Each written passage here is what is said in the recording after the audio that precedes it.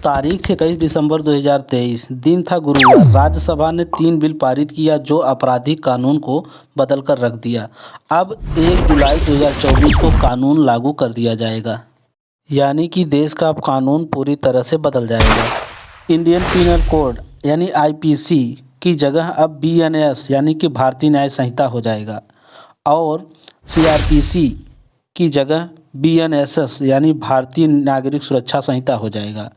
Indian evidence act IAA की जगह BSA भारतीय साक्ष्य अधिनियम हो जाएगा। यदि कोई चोर चोरी करेगा या फिर कोई व्यक्ति सर फोड़ेगा या कोई व्यक्ति रेप करेगा, इन जैसे अपराधों को किसकी कितनी सज़ा होनी चाहिए, यह सब बीएनएस में मिलेगा। यदि कोई व्यक्ति जो भारतीय ज़मीन पर क्राइम किया है उसके ऊपर कार्रवाई करने की तरीका को बीएनएसएस में दिया गया है, यानी कि प्रॉपर केस चलने का तरीका बीएनएसएस में बताया गया है। इसमें कोर्ट किस तरीके से जांच करवाएगी, ये सब बीएनएसएस में दिया गया है। पहले यह सीआरपीसी में होता था।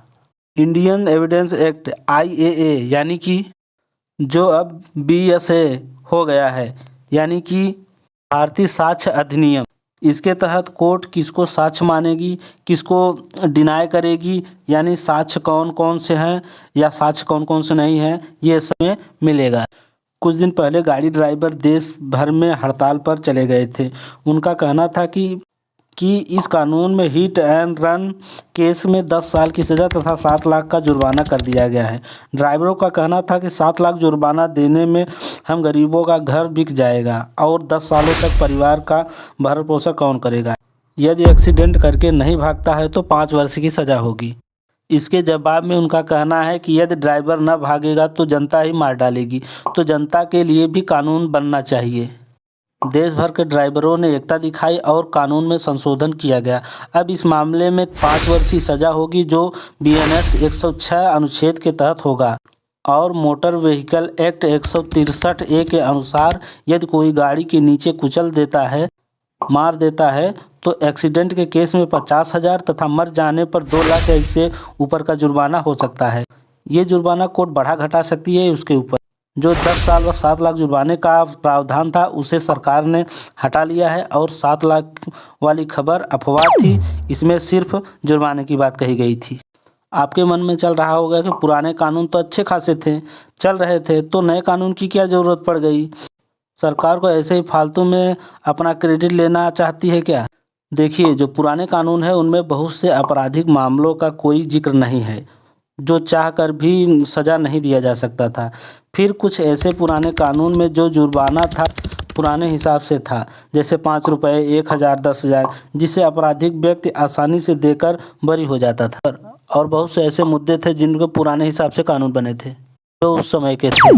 नए दौर में नए तरीके से अपराध हो रहे हैं, सोशल मीडिया के जरिए क्राइम हो रहा है। इन सब को देखते हुए नया कानून बनाया गया है। पुराने कानून में आतंकवाद के लिए कोई स्पष्ट कानून नहीं था, जिससे बार बार अमेंडमेंट बिल लाया जा रहा था। तो देश के गृह मंत्री अमित शाह ने कहा कि बार बार अमेंडमेंट बिल की क्या बजाय एक ही बार में ढंग से कानून बनाना चाहिए। क्या कुछ बदला। आईपीसी में कुल 511 थे जो अब नंबर बीएनएस में 358 हो गए हैं। आईपीसी अंग्रेजों द्वारा 1860 ईस्वी में बनाया गया था।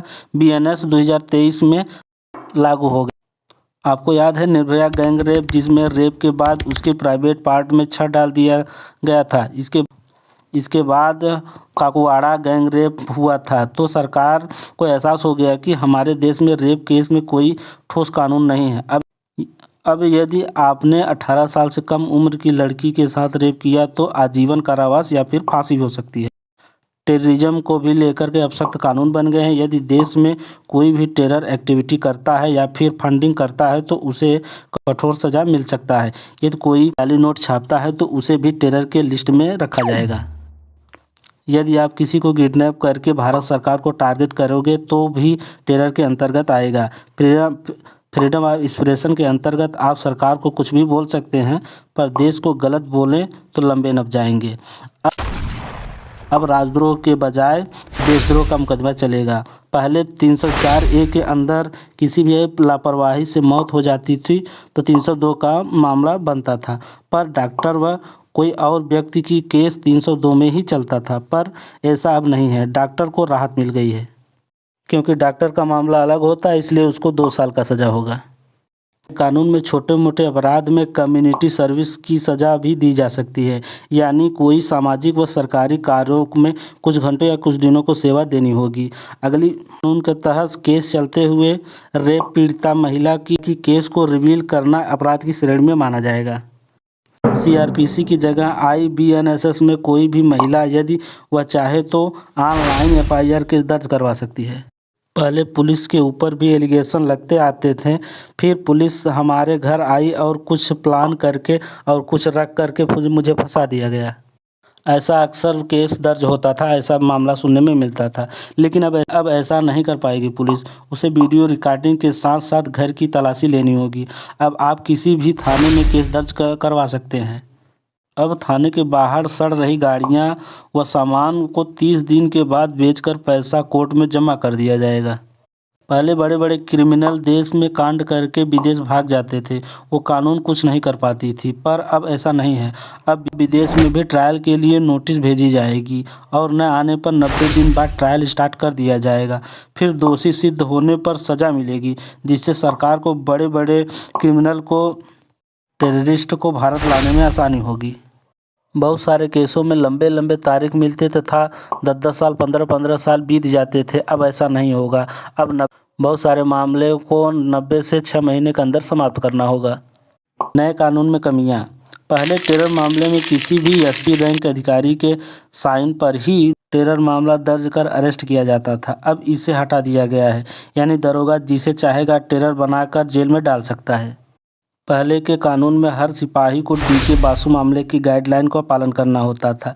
कौन से पुलिस रैंक का अधिकारी कब कहाँ किसी के सामने गिरफ्तार कर रहा है या पेट्रोलिंग कर रहा है, किस मामले में कहाँ जा रहा है, सब लिखित देना पड़ता था। अब गायब कर दिया गया है। अब आप पता नहीं कर सकते कि कौन सा दरोगा किसको उठाकर कहाँ ले गया और कब गायब कर दिया, ये सभी पता कर सकते हैं आप। पहले 48 घंटे में मेडिकल कराना होता था कि उसके साथ कोई चार्ज तो नहीं किया गया है, ये सब भी अब गायब कर दिया गया है। इससे दरोगा व पुलिस पिटने का फुल जुगाड़ बन गया है। पहले ज़्यादा से ज़्यादा 15 दिन तक पुलिस कस्टडी में रखा जाता था। अब हर दिन मेडिकल रिपोर्ट देना होता था। मजिस्ट्रेट अधिकारी को 15 दिन बाद कोर्ट में पेश करना ही होता था, पर अब 90 दिन कर दिया गया है। आधे आदमी तो टार्चर से ही मर जाएंगे। पहले आयो जांच करने आता है तो पहले रजिस्ट्रार में लिखेगा, फिर एंट्री करता था। अब ऐसा नहीं होगा। अब हो सकता है किसी को उठाकर लाए, पीट कर मार डाले और फेंक दे कहीं, क्योंकि अरेस्ट वारंट पर तो दस्तखत तो है ही नहीं। अब दरोगा का नाम कहाँ से पता होगा। आपको बता दें, ललिता कुमारी केस मामले में कोर्ट का आदेश था कि किसी भी दशा में पुलिस को 24 घंटे के अंदर FIR दर्ज करना होगा, पर इन नए कानून में हटा दिया गया। मॉब लिंचिंग जैसे कानून को कठोर तो बना दिया गया, पर पीड़ित व्यक्ति यदि इससे संबंधित FIR लिखवाने जाएगा तो पहले बेसिक जांच होगी। इसके आड़ में दरोगा जी डांट कर भगा देंगे। सरकार का कहना है कि फालतू FIR न बढ़े, इसलिए बेसिक जांच रखा गया है, पर बेसिक जांच के आड़ में दरोगा जी मनमानी करेंगे। अब दरोगा जी उठा कर ले जाएंगे और उनका नाम भी कहीं दर्ज नहीं मिलेगा आपको, और जो चाहेंगे वो आपके साथ करेंगे। मेरा पॉइंट ऑफ व्यू, मेरा मानना यह है कि कानून जो है वही रहता, बस कोर्ट व जजों के साथ कानून स्टाफ की संख्या बढ़ा देते, जिससे जल्द न्याय मिल सकता। जो कानून की ज़रूरत है उसे आप संशोधन तो कर ही सकते थे। कोर्ट का दायरा बढ़ा दीजिए तो कानून ढंग से अपने आप चलने लगेगा। न्याय में देरी कोर्ट व जजों की कम संख्या से होता है, न कि कानून में कमी से। 90 से 6 माह में केस को सही तरीके से नहीं समझा जा सकता है। इससे देश में बहुत सारे निर्दोष को भी सज़ा हो जाएगी, फिर बाद में पता चलेगा कि उसके साथ अन्याय हो गया। कम समय में फैसला के चक्कर में गलत फैसले ज़्यादा होंगे। आपका क्या विचार है इस मामले में, कमेंट करके ज़रूर बताइए। मिलते हैं अगले वीडियो में। जय हिंद, नमो बुद्धाय।